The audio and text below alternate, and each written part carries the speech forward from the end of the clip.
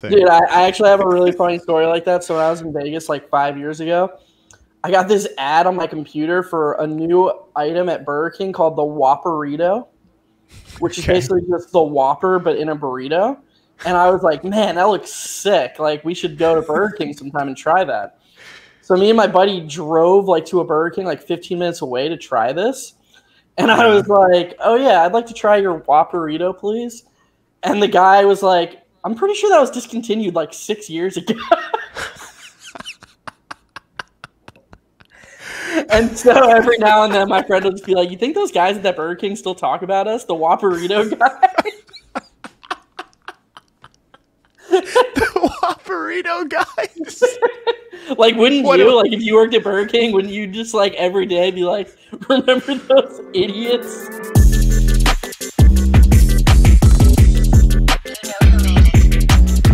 This is a series we call Hot Hand Minis. These are shorter form pod episodes where Geoff and I get together to discuss a single topic. We have a hot topic for you guys today, something that Geoff and I have really been thinking about, talking about for a long time. We are talking about the potential, the need for the Knicks to play what some people call small ball lineups, what I call spacing lineups. In this case, primarily means Randall or OG at the 5. I have some caveats to that too. We'll talk about that. But really the jumping off point is that the reporting on Mitchell Robinson is suggesting that he may not be back until potentially January or even later.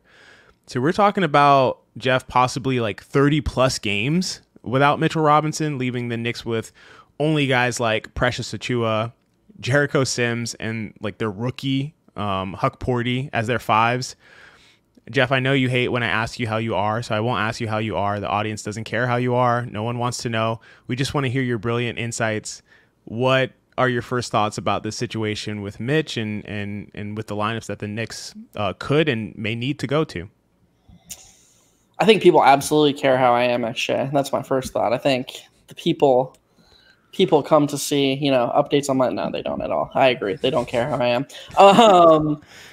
My initial thought, honestly, I've been saying this all along.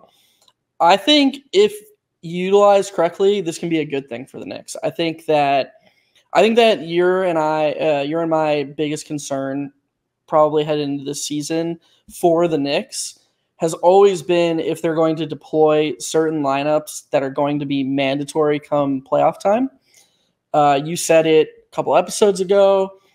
This Knicks season, it's time to start defining success by how they do in the playoffs and if they can reach the endpoint, because this team is set up to win a championship and to win 4 playoff series. I don't think the Knicks are going to win 4 playoff series with Mitchell Robinson playing, the majority of center minutes. I think, don't get me wrong, Mitch is a really good player, but I think we've seen in the playoffs while there are matchups where he thrives, he did a really good job against Embiid last year, for example. There are matchups where you can take away his offensive rebounding, take away his defensive impact a little bit, and all of a sudden he's a little bit more exploitable, and you need to go in a different direction, especially now with Hartenstein gone. And this isn't just going in a different direction like, oh, it's okay to sacrifice spacing and just maybe have a more switchable center like Precious Achiuwa. They need to go in a different direction from a profile standpoint and try to emphasize different strengths. And I think that you and I were a bit worried that they just weren't going to do that. That with this 9-man rotation, when it's perfectly intact, they're so good and the floor is so high. And Tom Thibodeau's history is just attacking the most consistent high floor, that they were just going to repeatedly do this one very, very good thing. And then they were going to get to the playoffs and be ill-prepared when an adjustment was called for. I think that no Mitch to start the season is going to force their hand a little bit. I think you disagree with that, so I'm going to toss it back to you. But to me, I would be absolutely shocked if to start the season we don't see a variety of small ball, or I think it's astute that you refer to them as spacing lineups, because we'll talk about this later, but not all small lineups guarantee maximum space. This is why the types of spacing lineups they use is going to be important. And to that point, I think that they're more likely to use those maximum spacing lineups now with no Mitch because there's going to be more minutes available to pass around. They're going to have to go to different varieties of these spacing or small lineups. Whereas when Mitch is healthy, I do think that there are certain teams they would have went small against, but I think that Josh Hart would have played in all of them, which kind of defeats the purpose of going small anyway, because unless he really, really starts to embrace shooting more, he might as well be a big in this retrospect in terms of spacing. I think that we're going to see the lineup of Brunson, DiVincenzo, Mikal Bridges, OG Anunoby, and Julius Randle more than we would have if Mitch was healthy to start the season. Yeah, you said a lot there. I agree with a lot of it. I disagree with your last point. I don't think that we'll see that lineup that you just said more than we would have if Mitch wasn't injured. And there's a big difference between what I think the Knicks should do and what I think they will do. And so that's some of the disconnect. But I will say, just as far as what I think they should do, I fully agree with you. I think that the Knicks need to use those spacing lineups, their spacing lineups, a lot more early in the season. I think it's a great opportunity to work out the kinks, to see how they can be most effective with those lineups. And furthermore, I have no issue with scaling back the usage of those lineups when Mitch returns. But like, in the early season, we're talking about, again, like we just said, 30 plus games potentially. I think that you have to go to those lineups as opposed to just going with Precious playing 38 minutes every game, or even worse, potentially, you hear these reports that the Knicks are interested in some centers that I wouldn't necessarily be excited about them bringing in, especially depending on who's going out. And I'd rather them just kind of work in-house with what they have if nothing really exciting presents itself at the 5 for them. So like you said, the main lineup for them, that is their best spacing lineup, is one of their best spacing lineups is Brunson, DiVincenzo, Bridges, Randle, and OG. This is something we've talked about, some version of this lineup from the moment that the Knicks acquired OG. Obviously, it would have been Hart instead of Bridges. Now they have Bridges. It should be Bridges instead of Hart. But to me, you touched on the most important factor, which is that having this lineup with DiVincenzo is critical. You have to have that lineup with DiVincenzo instead of Hart, and I don't think so. I think that Thibs is only going to feel comfortable putting out this small ball lineup if Hart is out there to offset some of the rebounding. He's going to feel like, well, I can make up the rebounding at the 3 with Hart at the 3. And that's the only way I'll feel comfortable with the lineup. So I don't think we'll almost ever see this lineup. This is what I'm thinking. I hope I'm wrong, but I just almost don't think it'll happen. And the reason why it's so critical, I believe, that you have DiVincenzo out there. DiVincenzo is, going by last season, one of the elite three-point shooters, one of the uniquely elite three-point shooters in the league, and very importantly, one of the best deep three-point shooters in the entire league. At 99th percentile in deep three-point shot making and 99th percentile in deep three-point shot making efficiency, according to B-Ball Index, which is essential for your spacing. And you're talking about pulling that guy out and putting in a very streaky shooter in Josh Hart. Josh Hart can get hot for stretches, can be ice cold for stretches. The way that DiVincenzo shot last year, in my opinion, makes him the most indispensable player for the Knicks spacing of anybody on their team. And I've talked about this at length. I believe that aggression, so three-point attempt rate, accuracy, three-point percentage, and distance shooting or depth shooting, like we just talked about, are the keys to being an elite passive spacer. And DiVincenzo possesses one of the best combination of those elements in the entire NBA. So for me, if Donte DiVincenzo is who he was last year, he needs to play near 30 minutes per game. For the Knicks to be at their best, there's no one they have that can possibly replace or approximate what he specifically brings. And he has to be in all of those lineups that we're talking about as spacing lineups. I just don't think we'll see it. And to emphasize XJ's point about how good DiVincenzo's shooting season last year was, I know we've talked about this in a number of different ways, but his 3 points per 75 went from 7 to 11.2. The percentage of threes he was assisted on went down. He was shooting more pull-ups. And his three-point percentage went up to above 40% for the first time in his career. This was a remarkable shooting season. And frankly, with the injuries to Randall and OG Anunoby, one, the Knicks don't get the 2 seed without DiVincenzo performing as well as he did.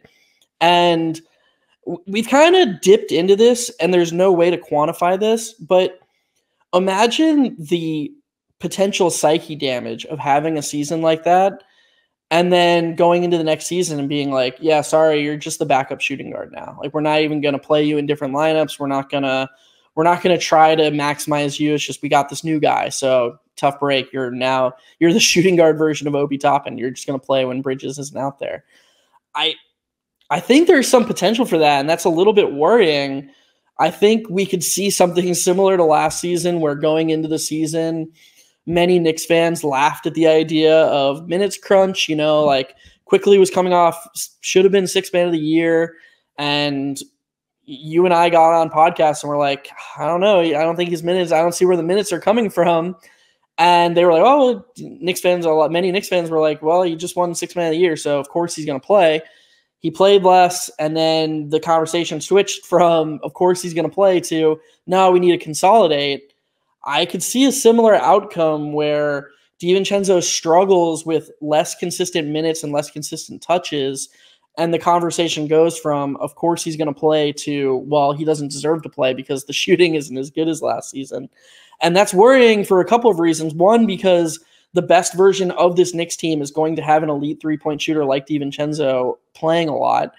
And number two, it's worrying because even if DiVincenzo's shooting isn't as good as it was last season, there are still gravitational effects that help the offense, even if his shot isn't falling. He's going to get the respect that few other, if any other Knick is going to get, and it's going to positively impact the offense when he's on the court, whether the threes are going in at a 40% rate or they're not. Like XJ just said a few minutes ago, he's standing well beyond the arc. He's not going to be left alone. This creates more space for his teammates. It's why the offense is always so good when he's on the court.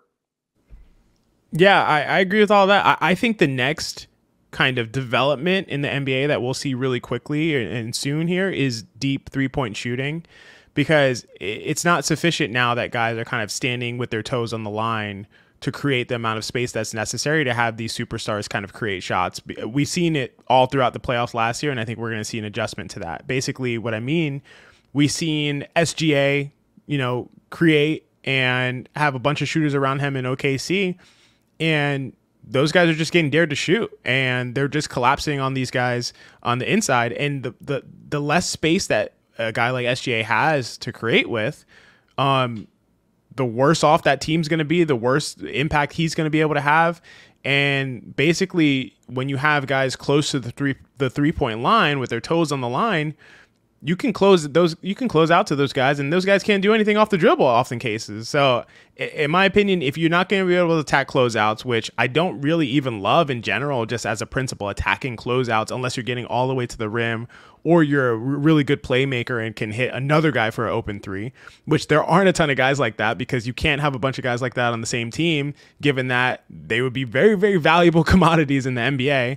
So it's hard to stack up a bunch of those guys. Typically, you may have 1 or 2. So in my opinion, the next thing that you have to do is space out further. So there is no closeout. Your closeout is now 2 feet too short because the guy is further behind the line. And DiVincenzo's the only guy in the Knicks, maybe besides Jalen Brunson, I'll say, who has any chance of doing that. We're talking about Mikal Bridges. Mikal Bridges is a toes on the line kind of shooter. He is not shooting from far out, and neither in general is OG Anunoby. So those are your corner guys. DiVincenzo is the one who's spacing out on the wing, and I think that that's really key. I think DiVincenzo is the glue in almost every lineup. I think that there's a bunch of lineup combinations that can capitalize not only on the space, but also the pace more, because we often talk about pace and space. It's like kind of a given that there's going to be a pace component, but I don't think that's true. Like, for instance, Randall is not really an up-tempo player, and this is something I started thinking about when you texted me the other day and about, like, hypothetically, like, how much would Julius Randle help the Charlotte Hornets, and I was like, obviously if he's replacing Miles Bridges is a much better transition player, but obviously, Julius Randle is a much better overall player. But I just think you can have some combinations that take advantage of both the pace and the space. Imagine Brunson, DiVincenzo, Bridges, Josh Hart, and OG. There, you're really getting out and running with that team. We know Hart can legitimately play the 4. I think this is something you can do in spurts. Brunson, Deuce McBride, Donte DiVincenzo, Mikal Bridges, OG. That's maxed out spacing for the Knicks. Like, I don't know how you can possibly guard Brunson in that lineup when you have, him next to McBride, DiVincenzo, Bridges, and OG. And I think Bridges can absolutely play the 4. I know some people disagree with that. To me, it's completely clear that he has the length to play the 4, even if he's a little thinner. He weighs about what Evan Mobley is listed at, and we see guys like J-Dub play significant minutes at the 4. I don't see any reason why he couldn't play the 4. Part of his value to me is his versatility, and I think you have to leverage his versatility to maximize his value. And then like McBride, DiVincenzo, Bridges, Randall, and OG. To me, again, a great way to stagger Randall and Brunson, and then have a highly competent offense without Brunson on the court. And, what you might lose defensively from not having a traditional rim protector, you gain some of that back by having a better point of attack defense with McBride up there instead of Jalen Brunson trying to guard like a big wing in the corner or something. So my only main concern about some of this is that there's a ton of pressure on OG because he's their most important defensive player in general, and he's kind of what makes all these lineups possible from a defensive standpoint. So I don't think you overuse them, but I think you need to see them. And in my opinion, on the offensive end, DiVincenzo is the glue for all of them. Yeah, you definitely need to see them. And something that you said a while back has really stuck with me. None of these propositions or potential solutions that we're proposing, they're not really floor-based at all. Like, this Knicks team is going to be good no matter what happens. And so what fans often fall prey to is this season plays out and the Knicks are good. They'll say, oh, well, see, you were wrong. They didn't need this because, look, they were good anyways. This conversation has happened in almost every season since Thibs has become the Knicks coach. Like, oh, your concerns about Elfrid Payton were misguided because they look at how much better than they did than expectations. Oh, the Knicks were the 5 seed in 2023 and they made the second round. Look at that. They were the 2 seed last year and they made the second round, yada, yada. These propositions are all about maximizing the chances of winning a championship. That is what this is not about trying to hit a consistent floor. This is not trying to hit a median. This is swinging for the fence and trying to be the best version of this team. And you have to be willing to try lineups that might stumble. That just, you can't just go into each season and be like, what is the safest, most predictable, consistent lineup? Because you might miss out on something that gives your team the highest ceiling and the highest chance of a championship. And I know that there are Knicks fans out there who have PTSD, who are just terrified of reverting to the mid-2000s and being bad. But I got news for you. This team, it's so unlikely that this team does that. This team is going to be good. So if there was ever a team to sort of increase the variance with and take some chances with lineup combinations, this would be the team, because any of these 9 players who are in your lineup, if they're on the court, the lineup's going to be fine. They're going to be like, it's really hard to build a reasonable lineup with this rotation that's just a bad lineup. And so I really think it's time Knicks fans started thinking, how can this team be best set up to win a championship when it comes to April? And my opinion, which again, it's just my opinion, but I do think there's data to back it up there. If you look at lineup data, if you look at other teams, how other teams have succeeded, I think that they have to go into the postseason with good, solid information on what their best lineups are and different types of versatile types of lineups, so that maybe it's not going to work against one matchup, but they might need to pull it out against another matchup. Like, maybe you wouldn't play this lineup against Cleveland or Miami, but okay, we're going to pull it out against Indiana or Boston, who like to play faster and emphasize shooting more. I'm so glad that you brought this up, because I oftentimes just forget to mention this baseline fundamental part of my perspective, which is about ceiling. Like, ceiling is what matters to me. I guess, there are people who disagree with that, but to me, it's like, I want to know how high my team that I follow, that I root for, can go, and I want them to win a championship if possible. And everything I think about is like how to maximize the ceiling, not how to establish like the highest floor. And I guess there's a ton of value to establishing a high floor, but it's not the thing that I care about the most. So I'm glad that you pointed to that more explicitly. This Knicks team is going to be good no matter what. Like you said, you can't even like. What's the worst 5-man combination that this team can put out with their top 9 guys? It's like there's no bad lineup they could come up with. I mean, it's gonna be the lineups where Hart's sharing the court with a backup center and not Brunson. Those lineups are gonna get killed offensively, and they're gonna play just because of how Thibs rotates. Like when those lineups should never play technically, but they will. So. Like when Mitch is healthy, and the starting lineup is Brunson, Bridges, OG, Randall, and Mitch, and then the bench unit is Deuce, DiVincenzo, Hart, and Precious. We know how Thibs feels and how about bench units and how he rotates. So that's going to be the bench unit, those 4 guys, and then Bridges or OG or Randall or it's going to be one of those guys, and it's going to do fine because it'll defend well, but it's the offense and literally, I mean this as a compliment to the Knicks. That's the worst I could do. That lineup, it's not going to get killed. It's going to be probably a bad offensive lineup, but the defense will be fine.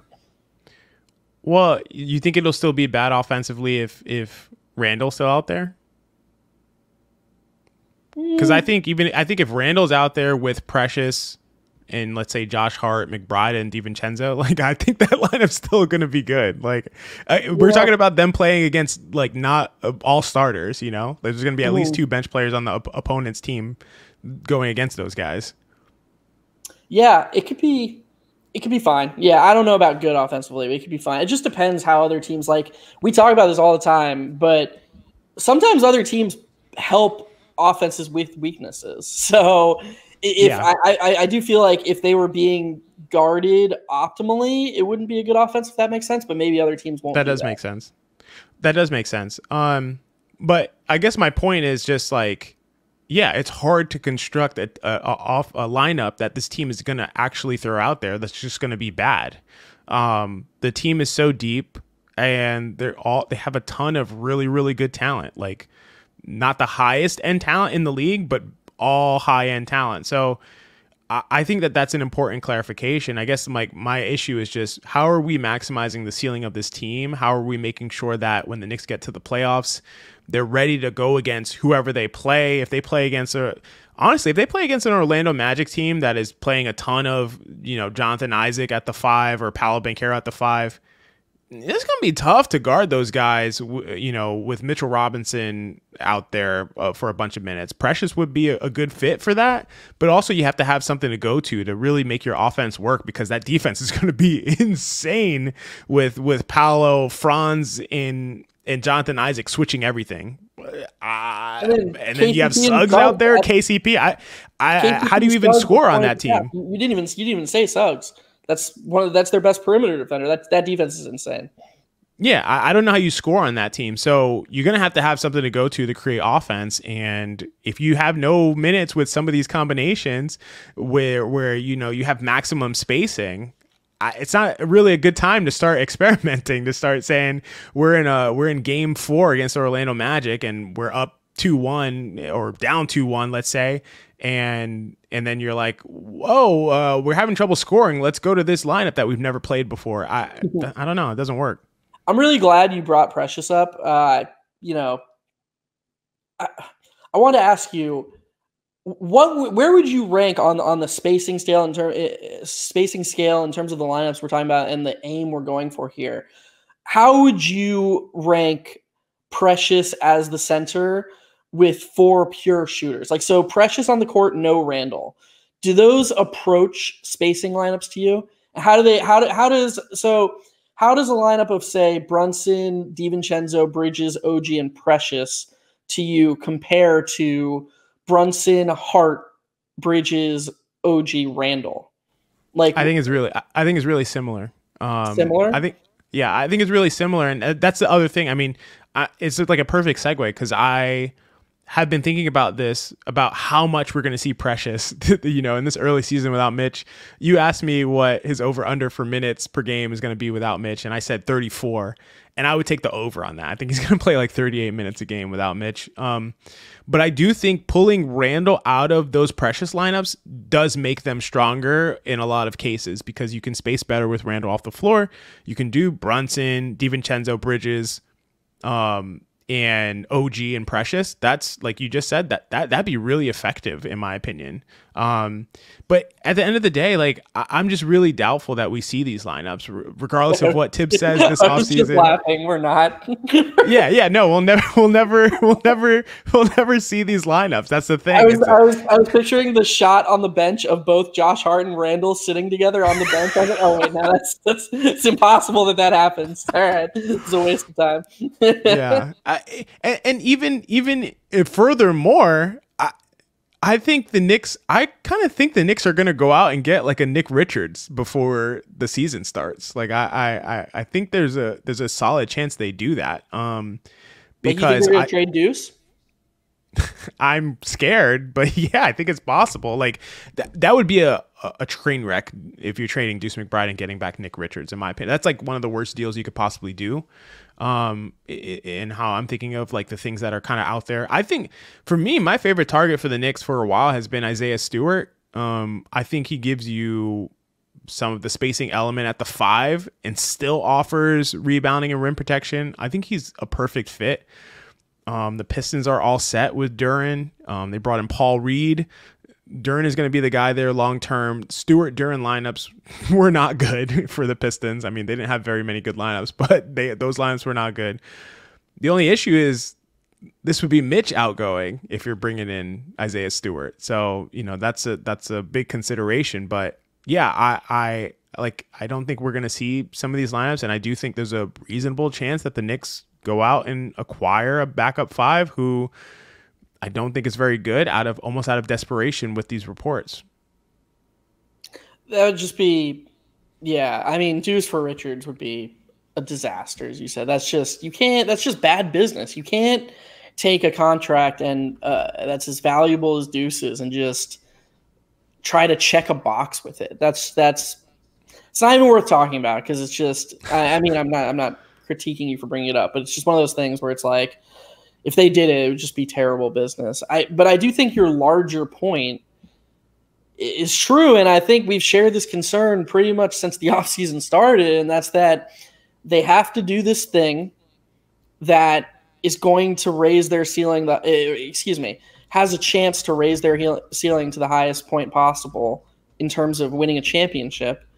And it's just one of those believe it when you see it type things. And I think there's justified skepticism that they will do these things, that they will focus on them. And that's why I brought up Precious without Randle, because I do think that if you were to rank all the Knicks lineups and try to figure out which 5-man unit are the best spaced and closest to 5 out is what we're going for, I do think that Precious and no Randle and no Josh Hart does come close. And I do think those lineups would play really well. So even if you're not totally comfortable with Randle at center, which I don't agree with, especially when OG Anunoby would pretty much be the defensive center, but even if you don't want to do that for major minutes, there are other avenues you could pursue. You just have to be willing to seed in other areas. Yeah, I totally agree with you. I just think like it's almost less likely that we see those lineups than the ones that we're even talking about. Like I could be wrong, of course, but like you said, imagine how many minutes per game you have Josh Hart and Julius Randle sitting on the bench together. Like I don't know, man. I can't really see it. I can more so see it more likely that they have Randle and OG out there together with Brunson. And Josh Hart. I just think that lineup is the one we're going to see. If we see this small lineup, which I don't know how much I would even call it a spacing lineup, I'll call it a small lineup. It is going to be, it's going to be Jalen Brunson, Josh Hart, Mikal Bridges, OG Anunoby, and Julius Randle. I think that's the one that we see, and I'd be surprised if we see any other combinations that don't include Precious Achiuwa besides that one. Yeah. And I just have to go on this rant. Like I go on this rant, every couple. A lot of this has to do with the nature of how Thibs substitutes. Like if you lock yourself into Thibs' substitution pattern, it's really hard to not have one of Hart or Randall on the court at all times because he just does, like I like to call it an ABA substitution pattern. If you view the starters as A and the bench players as B, the starters play 2 shifts and the bench players play 1 shift. And that's just what he does. The starters start the game and then they come out and then they come back in and they finish the half. And that's what he largely does every single game with little deviation. Sometimes foul trouble happens. Sometimes a bench player will be playing really well, so he'll just finish the half. So it's like, and quick, people would point to the games quickly played 32 minutes. And it's like, yeah, he played the last 16 minutes of each half. That's what he did. But you never see Josh Hart or Quickly or anybody off the bench. You never see those guys come in the game, come out, and then come back in the same half. It just doesn't happen. And so when you lock your shifts into 1 long shift for a bench player or 2 sort of long shifts for starters, it's really, really hard to build versatility in terms of lineup combinations. It's just hard to have that many different combinations when you're limiting the shifts. And so just, expand that over to Josh Hart as your backup wing and Julius Randle as your starting power forward. Julius Randle starts the game, and Josh Hart comes in for OG or for Randle. And then Josh Hart is just in indefinitely until either Thibs wants to put the starting wing back in or Josh Hart finishes the half. So, where are these minutes that these spacing lineups that XJ and I are talking about, when are they going to come from unless Thibs just completely drastically alters his substitution pattern, which he hasn't done in 4 seasons. It's so unlikely that it's not just the same thing that we've seen in the last 4 seasons, which again is going to be a very good team, probably in the championship picture. But is it the best version of this collection of players? I don't think so. Yeah, it's a great point, and you've definitely been right. You've been talking about that for a long time. I think there's a chance that this is the season that we see that change. And the reason I think that is because you've mentioned, okay, I really think this is going to force the Knicks, this being the Mitchell Robinson injury and not being ready for the beginning of the season, is going to force the Knicks to play some more of these spacing lineups.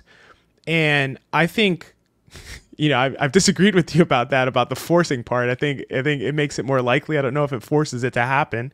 But I do think something that it does force is that, Julius Randle being your backup center means that he has to be staggered in a way. Like he has to come off the court at some point to come back on the court. He has to be. He's the backup 5, right? In this case, you're saying he has to come. He has to come off the court for one player, but then he has to come back in for a different player. Exactly. Yeah. That to me, if that is what you're doing, if Julius Randle is your backup 5.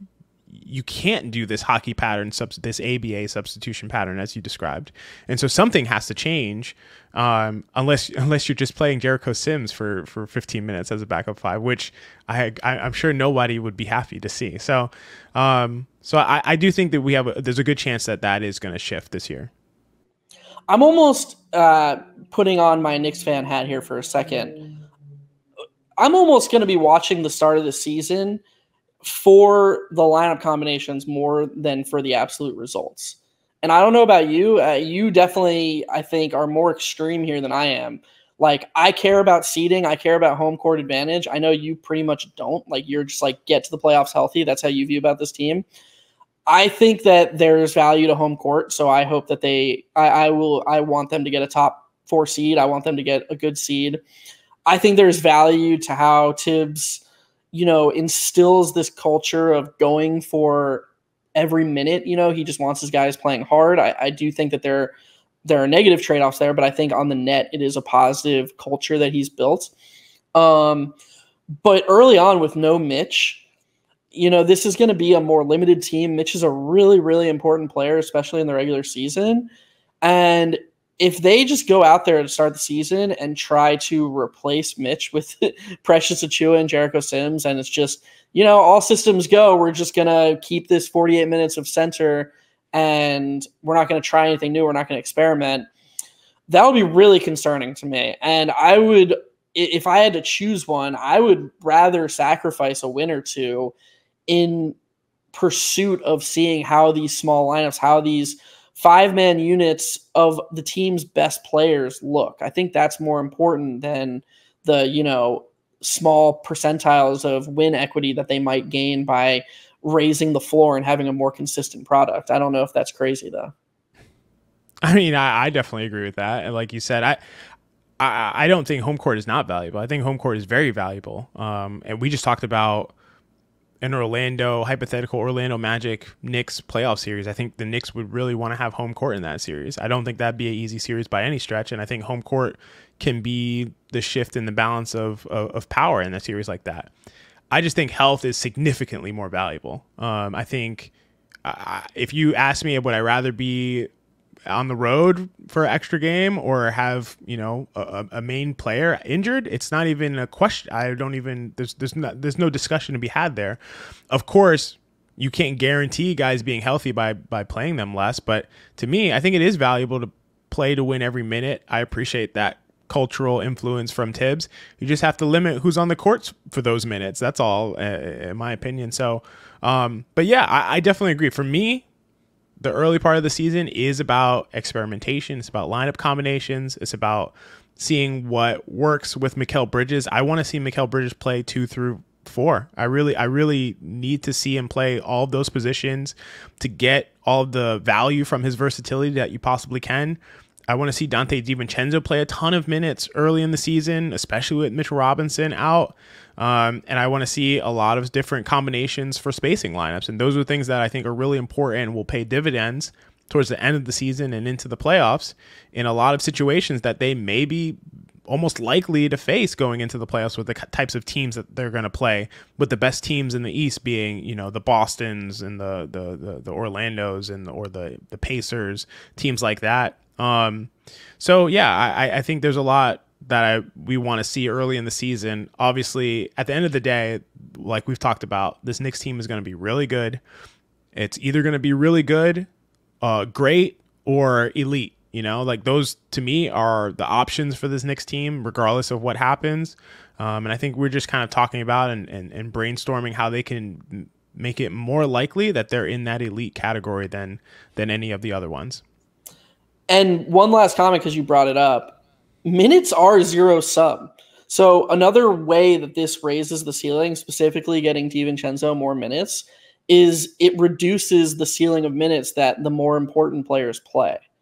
And that's really important when you get to the end of the season, that none of the players are overtaxed. I think Knicks fans saw that last season. Now that there were some things that were out of the coach's control, can't do anything about Randall getting slid under, can't do anything about OG's shoulder injury, these are things that you couldn't control.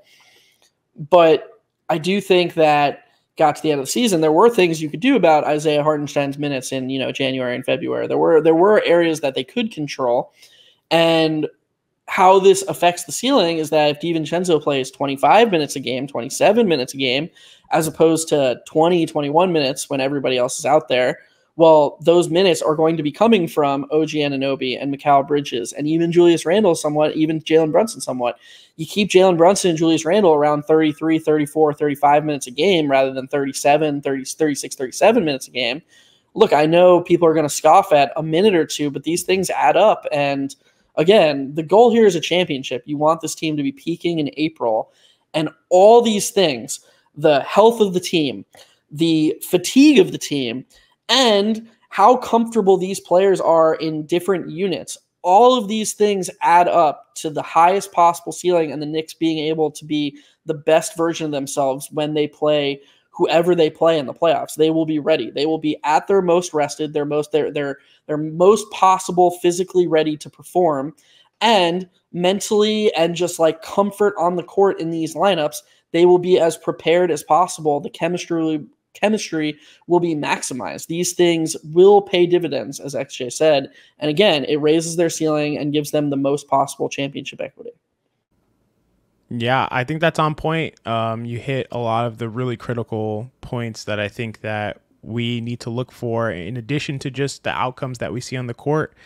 And, I'm looking forward to it, getting excited. We're almost there. Please leave a like. Please subscribe if you haven't. We have a ton of great Knicks content coming up and a ton of great all NBA content coming up. Geoff, we have a really special episode coming soon with some guests that, you know, our audience will know. And I think that's going to be a lot of fun related to the Knicks and a lot of great topics that, you know, as we get closer to the NBA season, Hot Hand Theory is definitely going to be pumping out stuff for season 2. So any last words that you want to say, Geoff? Only one more month of having to pretend that the NFL is the best league. Like, we're just only a month, XJ, and then we just get to watch basketball all the time.